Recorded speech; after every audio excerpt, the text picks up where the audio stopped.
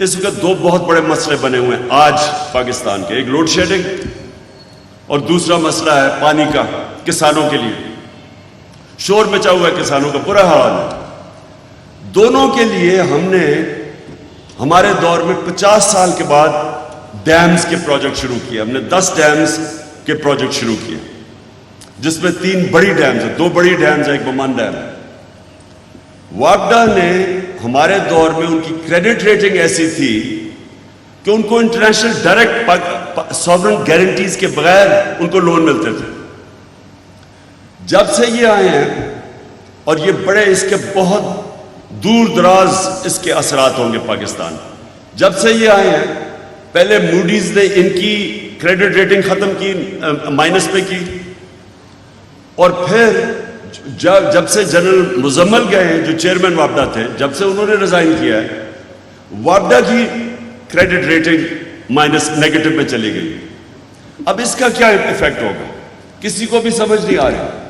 اس کا مطلب کہ جو یہ ہم کوشش کر رہے تھے 50 سال کے بعد، ایک تو پانی کی سٹوریج کرنا، کیونکہ وہ آگے پانی کے بہت بڑے مسئلے آ رہے ہیں۔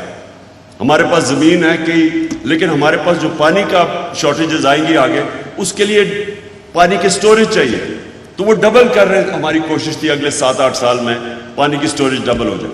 اب یہ سارے پروجیکٹس مشکل میں پڑ جائیں گے، کیونکہ ان کو قرضے نہیں ملیں گے، کیونکہ وہ جو پہلے باہر سے قرضے مل رہے تھے ڈائریکٹلی واگڈا کو جنرل مزمل کے زمانے میں، وہ اب ختم ہو جائیں گے، وہ رک جائے گا، اور قرضے ملیں گے تو بہت مہنگے، تو آگے ہمارے پاس ڈالرز کی شارٹیج ہے۔ تو یہ تو ایک چیز ہوئی ہے۔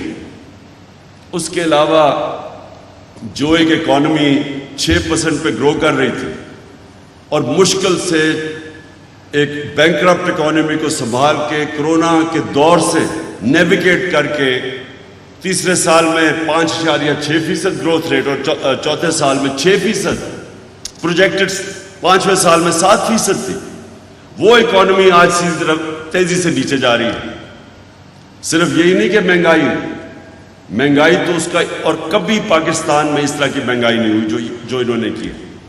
میں نے کہا کہ 4 روپے کے اوپر اس نے شروع کر دیا تھا پٹرول کی یا ڈیزل کی قیمت بڑھائی، تو اس نے مہنگائی مارچ شروع کر دی تھی، جس پہ ہم نے بالکل اس کو روکا نہیں۔ وہ لوگ بھول گئے وہ مہنگائی مارچ، وہ لوگوں کو وہ کام پہ ٹانگنے والی وہ چیز یاد رہ گئی ہے سارے اس لمبی مارچ میں، جس میں بڑا پیسہ خرچ کیا گیا۔ لیکن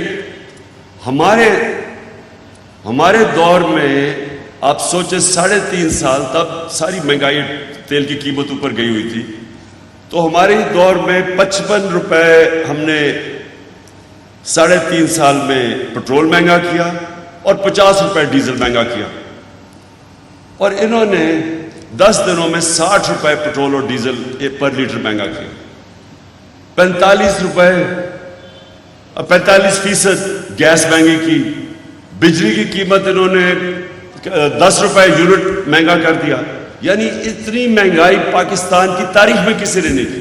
اور ان کی ساری سٹیٹمنٹس دیکھیں، جب سے ہم آئے ہیں انہوں نے ایک شور مچایا ہوا تھا مہنگائی، تو جو انہوں نے 2 مہینے میں کیا ہے آپ ذرا دیکھ لیں 3.5 سال اور 2 مہینے۔ اس کا مطلب کہ مہنگائی کوز نہیں تھا، کیونکہ اگر یہ ہوتا تو یہ روکتے، یہ اتنے بڑی مہنگائی نہ کرتے۔ مقصد کچھ اور تھا، اور وہ مقصد سامنے آپ کے آ گیا کہ آتے ساتھ ہی ان کے مسئلے تھے کرپشن کے کیسز کے، وہ کرپشن کیسز ختم کروانے تھے انہوں نے۔ ان کا اصل مقصد یہ تھا۔ امریکہ کا مقصد یہ تھا کہ وہ ایک پالتو کو لے آئے اوپر ان کے نوکروں کو، اور وہ جو بھی IMF کہے گا وہ کریں گے، جو بھی۔ اب ہمارے پیٹرولیم منسٹر نے جا کے، جب میں روس کیا تھا تو ہم نے نیگوشیٹ کر لیا تھا روسیوں سے کہ ہمیں سستا تیل دے، ہمیں 30%، ہم نے ان سے بات کر رہے تھے کہ ہمیں تیل سستا دے، وہ نیگوشیٹ ہو گیا تھا۔ جب جیسے ہی واپس آئے انہوں نے نو کانفیڈنس وہ ٹیبل کر دی، تو وہ جب نو کانفیڈنس ٹیبل ہوئی تو سب کچھ سلو ڈاؤن ہو گیا۔ لیکن ان کا کام تھا، اگر ان کو واقعی مہنگائی کی فکر ہوتی تو ان کو فوری طور پہ وہ روس کا جو سستا تیل تھا اس کو پرسو کرنا چاہیے تھا۔